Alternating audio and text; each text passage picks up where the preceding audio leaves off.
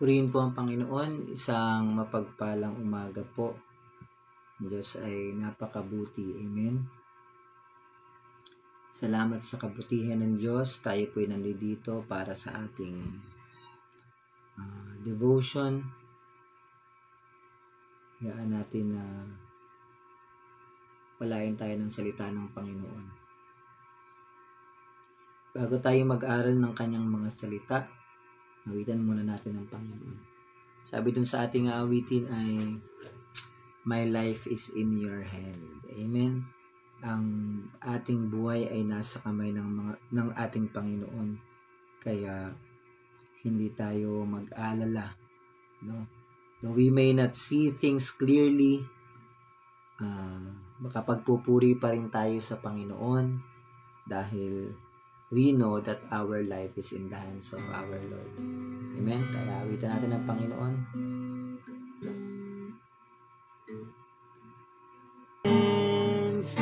My life is in your hands. Amen.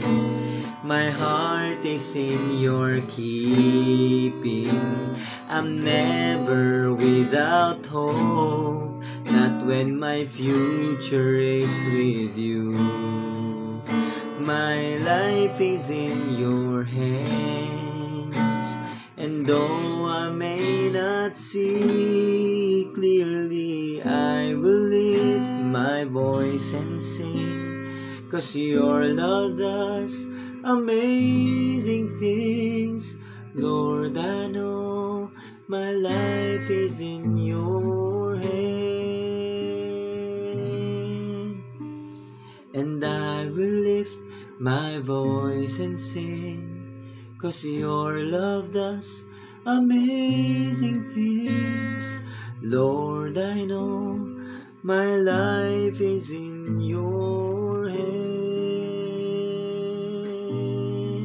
Hallelujah. Purihin kayo, Panginoon. Tiwala kami, Panginoon, ng aming mga buhay ay nasa inyong kamay, Panginoon. Kaya makatitiyak kami, Panginoon, na maiingatan nyo kami anuman ang aming sitwasyon. Kaya sa umagang ito, sa paglapit namin sa inyo at sa pag-aaral ng inyong mga salita, dalangin namin na bigyan nyo kami ng kalakasan, bigyan nyo kami ng pananampalataya, Panginoon.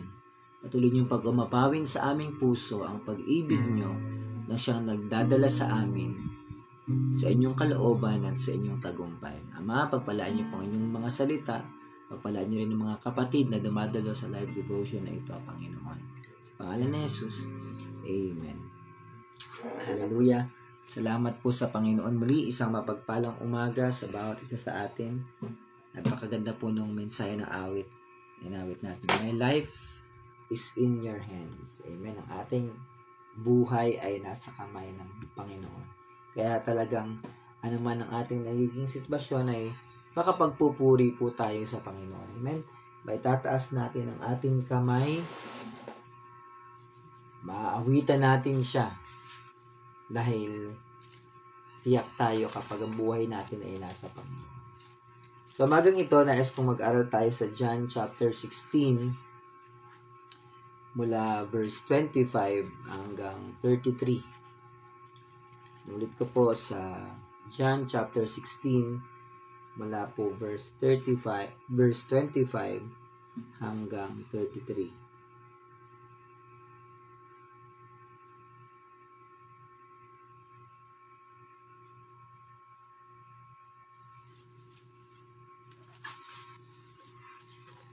Sabi dito sa salin ng salita ng Diyos, sa John chapter 16, verse 25 hanggang 33, ganito.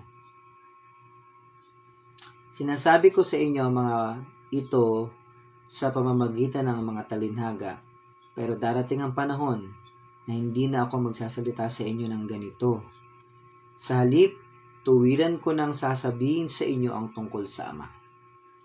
26. Sa araw ding iyon, kayo na mismo ang hihingi sa Ama sa pamamagitan ng aking pangalan. Hindi na kailangang ako pa ang humingi sa Ama para sa inyo. 27.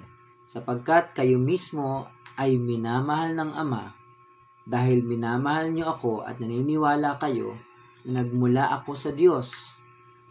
Galing ako sa Ama at naparito ako sa mundo, pero ngayon ay aalis na ako at babalik sa Ama. 29. Sinabi ng mga tagasunod niya, ngayon po'y nagsasalita na kayo sa amin ng malinaw at hindi sa pamamagitan ng talinhaga. Ngayon, alam na namin na alam nyo ang lahat ng bagay. Dahil kahit hindi namin kayo tinatanong, alam nyo kung ano ang tinatanong namin. Kaya naniniwala kami na galing kayo sa Diyos. 31, tingnan na po yung sagot ng Panginoon. Sumagot si Jesus sa kanila, kung ganon, sumasampalataya na ba kayo ngayon sa akin? 32. Pero darating ang oras at dumating na nga na magkakawatak-watak kayo at magkakanya-kanya at iiwanan niyo akong nag-iisa. Ngunit kahit iwan niyo ako, hindi ako nag-iisa dahil kasama ko ang Ama. 33. Sinabi ko sa inyo ang mga bagay na ito para magkaroon kayo ng kapayapaan sa akin. Daranas kayo ng paghihirap dito sa mundo, pero magpakatatag kayo dahil nagtagumpay na ako laban sa kapangyarihan ng mundo. Balayan ng Diyos ang kanyang mga salita. Ang atin pong pag-uusapan sa umagang ito, ang pamagat po ay When life is uncertain, Jesus is not. Amen. When life is uncertain, Jesus is not. Niniwala po ba kayo doon? Kapag ang buhay ay hindi tiyak, si Jesus tiyak siya. Amen? At I think, sa sitwasyon ng paligid, sa sitwasyon po ng mundo ngayon, ay talagang masasabi natin lalo na ang buhay natin ay hindi tiyak. Kung papansinin niyo po ang mga balita sa mundo, merong mga digmaan, no? Merong mga kagutom sa ibang lugar. Dito sa Pilipinas, sa atin, dahil nalalapit na ang eleksyon, no? Maraming mga tao ang nararamdaman yung bigat ng buhay, lalong humihirap ang buhay, amen. Yung cost of living lalong tumataas, may mga balita ng korupsyon, no? Yung public trust natin sa mga leaders very shaky, at dahil doon nagiging hopeless tayo. Nagkakaroon ng mga depression, anxiety, at kung titingnan nyo naman sa ibang lugar, tumataas yung kaso ng suicide, no? Ano po? Tapos ang marami pang nangyayari ngayon, yung nagkakaroon ng maraming problema sa mag-asawa, no?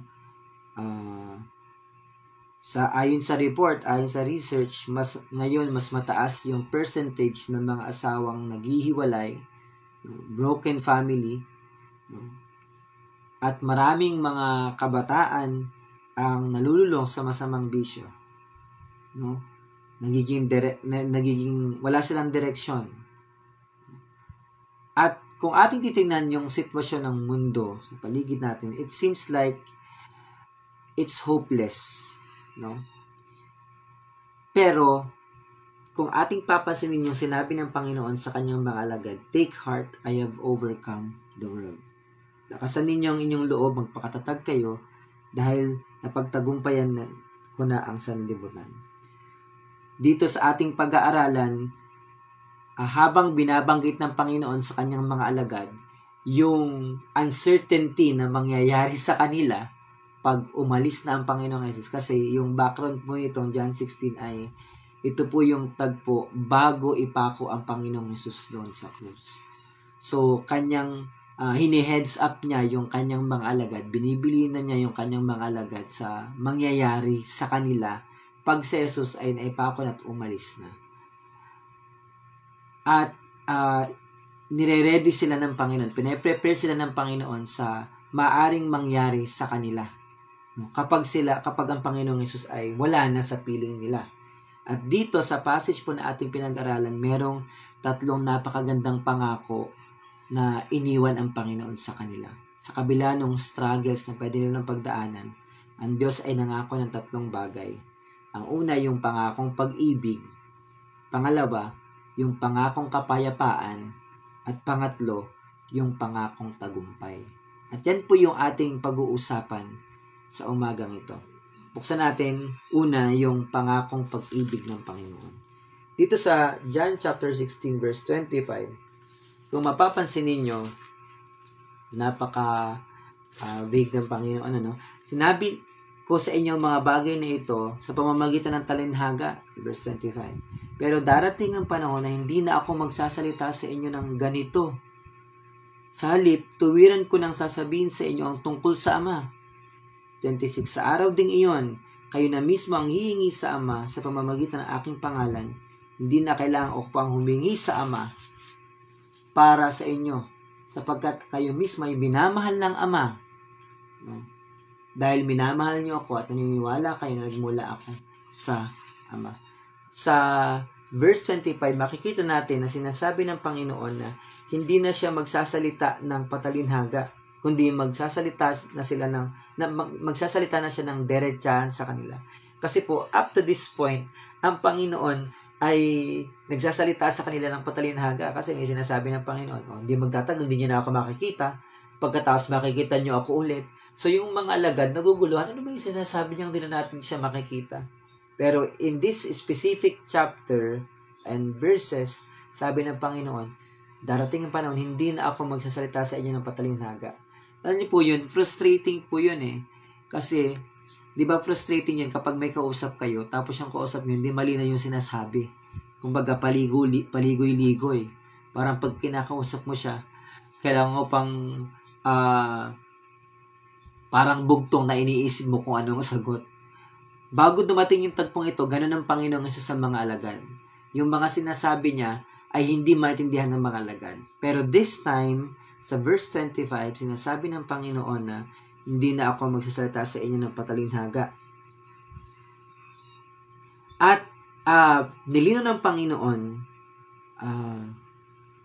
na habang nangyayari mga bagay na yun, gusto mong malaman ng Panginoon, ng mga alagad, na mahal sila ng Ama.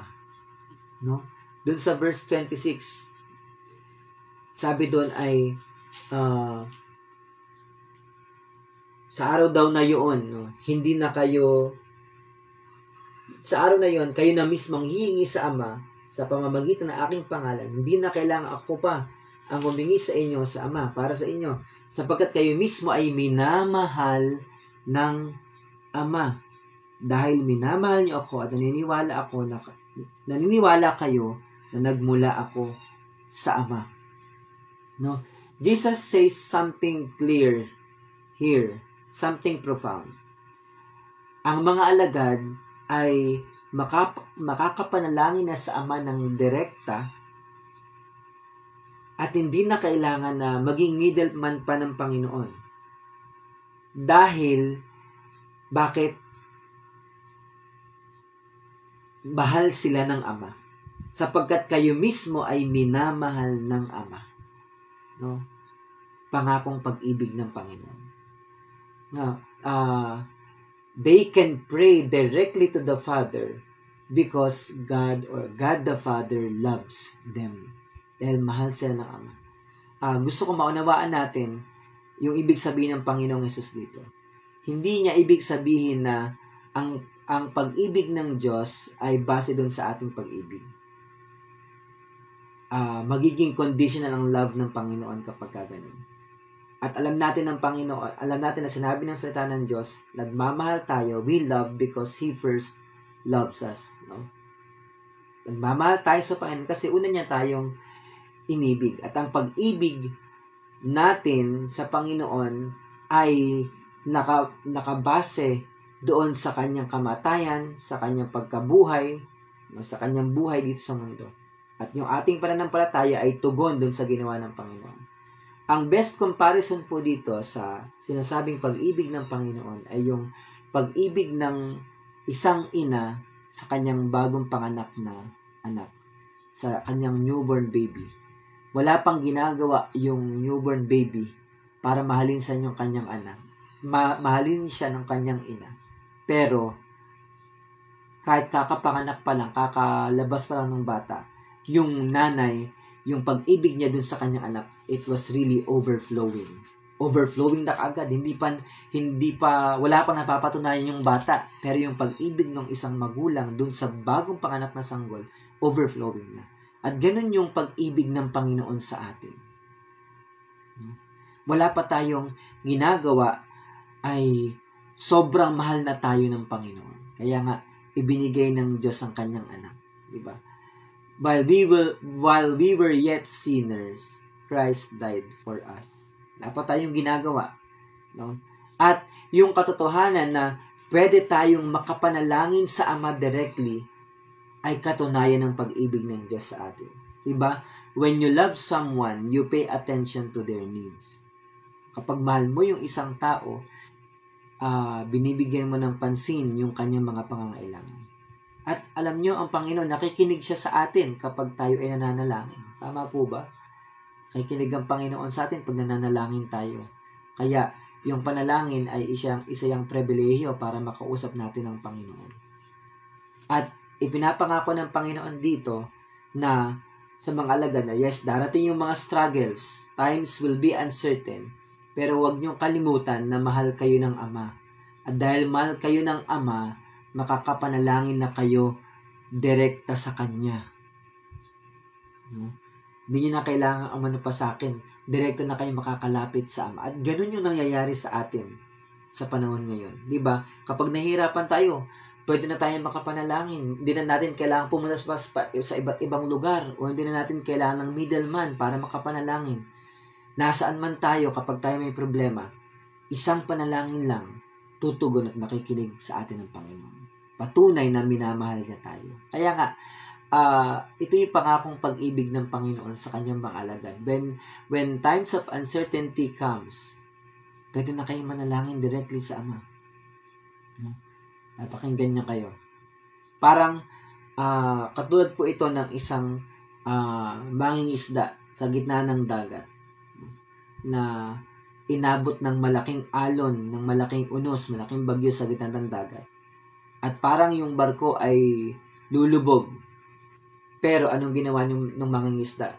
Yung kanyang angkla ay ibinagsak niya sa dagat para hindi siya mapadpad ng alon, para manatili yung kanyang bangka.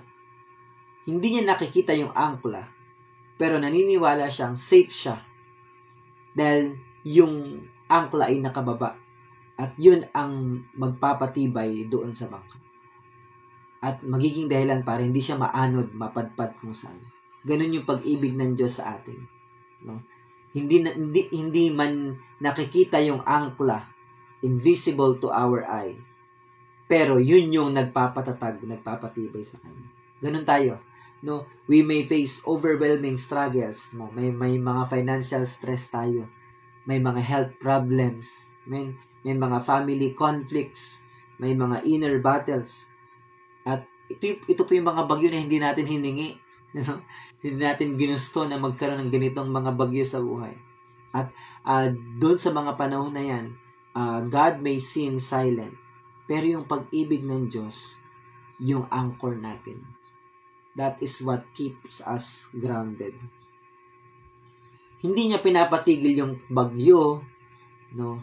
Pero it holds us true. Hindi pinapatigil ng pag-ibig ng Diyos yung bagyo sa buhay natin.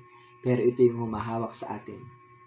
Ito ang nagpapaalala sa atin na hindi tayo nag-iisa, na hawak-hawak tayo ng Panginoon. Hindi niya tayo bibitawan. Kaya sabi ng Panginoon sa mga alagad, pwede na kayong makapanalangin direkta sa Ama. Dahil minamahal kayo ng Ama. Amen. Pangakong pag-ibig ng Diyos. Pangalawa, pangakong kapayapaan. No? Sa verse 29 hanggang verse 23 ng John chapter 16, bibilisan ko na po ng konti. Kung mapapansin nyo sa verse 29, binabanggit ng Panginoon dito na binabanggit ng mga alagad sa Panginoon na nananampalataya po kami sa inyo. Ngayon po'y malinaw na sa amin yung sinasabi nyo. Talagang yung mga alagad, malinaw na raw sa kanila. No? Hindi na kayo nagsasalita sa amin sa pamamagitan ng talinhaga. Alam na namin na ang lahat ng bagay, kahit hindi man namin kayo tinatanong, Alam nyo kung ano ang itatanong namin. Kaya, naniniwala kami na galing kayo sa Diyos. No? Sabi ng mga alagad, naniniwala na kami. Siguro, galing ka talaga kayo sa Panginoon. No? Pero tinan nyo yung ginawa ng pero tinan yung sagot ng Panginoon. Nakakatawa yung sagot ng Panginoon eh. O talaga ba naniniwala na kayo sa verse 30? Verse 31. Kung ganun, sumasampalataya na ba kayo sa akin? Tapos pagdating ng 32 sabi, pero darating yung oras, magkakawatak-watak kayo, iiwan nyo ako. Nag-iisa. No? Ngunit kahit iwan nyo ako, hindi ako mag-iisa dahil kasama kong Ama. Alam nyo yun, parang ironic, kabaligtaran na sabi ng mga alagad, naniniwala na po kami sa inyo. Malinaw na po yung sinasabi nyo sa amin. Tapos ang sagot ng Panginoon, naniniwala na ba kayo? Okay, darating pa rin, maghihiwalay kayo, magkakawatak-watak kayo, iiwanan nyo ako. Alam niyo yun? In other words, you say you believe me, but you're about to abandon me. Sinasabi nyo, naniniwala kayo, pero darating araw, iiwan nyo rin naman ako. Di ba? Parang apaka-ironic. At nakakatuwa po ang Panginoon dito. Parang tayo po ito eh. Sinasabi natin na malakas tayo, no, maayos tayo, pero pag dumating na yung mahirap na bagay, marirealize natin kung gaano kahina yung pananampalataya natin. Lalo na kung isang kilala na sabi niya, talagang pinalaya na ako ng Diyos sa addiction. Pinalaya na ako ng Panginoon. Hindi na talaga ako matutukso. Pero nung dumating yung mahigpit na pagsubok, hindi siya nakapaghanda. Bumagsak siya doon sa addiction, no? Merong mga areas po sa buhay natin na pakiramdam natin malakas tayo kasi maganda naman ang nangyayari. Pero pag dumating yung pagsubok, ayan na, doon na tayo sumusuko. Pero, tinan niyo po yung ginawa ng Panginoon dito sa verse 33. Sa unang bahagi ng verse 33. Sinasabi ko sa inyo ang mga bagay na ito para magkaroon kayo ng kapayapaan sa akin. Alam ng Panginoon na iiwan siya ng kanyang mga alagad. Magkakawatak-watak sila. Kasi sabi ng Panginoon, darating ang panahon, iiwan niyo ako. Niniwala kayo sa akin, pero darating pa nun, iiwan niyo ako. Pero sabi ng Panginoon sa verse 33, sinasabi ko mga bagay na ito sa inyo para kayo magkaroon ng kapayapaan sa akin. Kahit na alam ng Panginoon na bibiguin siya ng mga alagad, iiwanan siya ng mga alagad, nangako pa rin po siya na bibigyan niya sila ng kapayapaan. Diba po? Napakabuti ng Panginoon. No? Jesus promises peace. Nangako ang Panginoon na bibigyan niya sila ng kapayapaan. Parang, iiwan niyo ako. Pero kahit iiwan niyo ako, mangangako pa rin ako sa inyo na kahit ganun yung nangyari, bibigyan ko kayo ng kapayapaan pag dumating yung ganung mga bagay. Alam ng Panginoon yung klase ng pananampalataya na meron sila ay ganoon. Very fragile, marupok. Pero ang Panginoon sabi, bibigyan ko kayo ng kapayapaan. At alam natin, yung kapayapaang tinutukoy ng Panginoon ay ikinonekta ulit tayo ng Panginoon sa Kanya. We have peace with God because of Jesus. And hindi lang yon, bibigyan tayo ng kapayapaan sa panahon na mahirap ang ating mga sitwasyon. Jesus promises that He will be our peace, not our circumstances. Kaya, meron lang talaga tayong kapayapaan kapag nandiyan ang Panginoon. No? Pero kapag wala ang Panginoon, hindi po tayo magkakaroon ng kapayapaan. Wala po yun. Peace is not the absence of failure or pain. It's the presence of Jesus in the middle of it. Meron pong isang storya, si Charles Blondin. Kilala niyo po ba yun? Siya po ay sikat na tao, tightrope walker. Lumalakad po siya sa lubid sa gitna po ng Niagara Falls, no? At gumagawa siya ng ibang mga stunt. Isang beses, sabi niya, kumuha siya ng wheelbarrow, yung tinutulak na may gulong sa unahan. Sabi niya, sinong gustong sumakay sa akin? Sabi ni Charles Blondin, naniniwala ba kayo na kaya kong lumakad sa taling ito hanggang doon sa kabila na may dala akong wheelbarrow? Sabi ng mga tao, oo, naniniwala kami sa iyo. O, sinong gustong sumakay sa akin dito at tatawid tayo sa kabila? Wala pong gustong sumakay sa kanya para makatawid dun sa lubid. Naniniwala yung mga tao sa abilidad niya na makakalakad siya. Pero walang sino man sa mga tao nandoon ang dumepende sa kanya para sa kanilang buhay. Well, alam niyo po, minsan ganun po tayo eh. Naniniwala kami sa iyo, Panginoon. Pero, iiwanan pala nila ang Panginoon. No? We believe in God, but we do not depend our lives on Him. Kahit na ganun po yung sitwasyon, ang Panginoon, nangako pa rin siya ng kapayapaan. Sinasabi ko sa inyo mga bagay na ito para kayo magkaroon ng kapayapaan sa akin. Pakabuti ng Panginoon. No? Panghuli, pangatlo. The promise of victory. Sabi ng 33, last part. No? Sabi doon ay, daranas kayo ng paghirap dito sa mundo, pero magpakatatag kayo dahil nagtagumpay na ako laban sa kapangyarihan ng sanlibutan, ng mundo. The promise of victory. Take heart, I have overcome the world. Di ba po, kapag alam mo na yung dulo ng storya, kahit na mahirap pa yung nasa gitna, ipagpapatuloy mo yung storya. Bakit? Alam mo na yung dulo eh. Para kang nanood ng pelikula na nanood ka ng pelikula na sobrang nakakatakot at yung bida ay parang matatalo. Pero dahil alam mo na yung dulo, ipagpapatuloy mo yung panonood.